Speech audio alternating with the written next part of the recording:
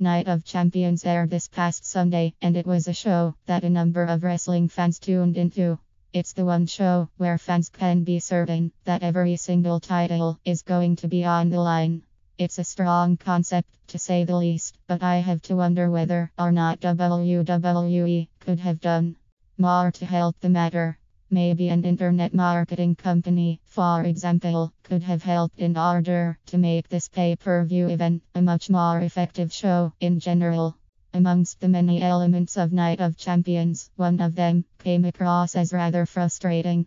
With the interactive polls WWE orchestrated, fans were allowed to vote on who they believed to be the best World Heavyweight Champion, United States Champion, and a few others, with each option being given 5 separate candidates. It is clear that the element of choice isn't necessarily strong.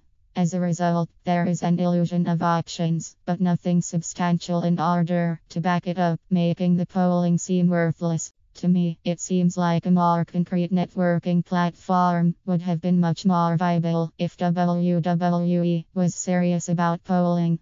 After all, Twitter doesn't limit itself to polling choices, which makes it better already.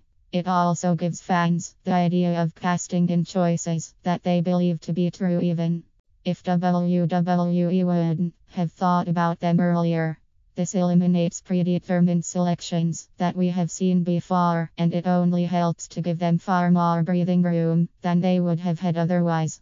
If you ask me, it would be best if an internet marketing company came into play, even if it was only for one night. I would like to believe that firms along the lines of Fishbot have a better grasp on the element of choice than WWE does. It's not exactly fair to the audience to keep them locked into such choices, especially when they are fully aware that they don't exactly have the freedom that WWE suggests that they do.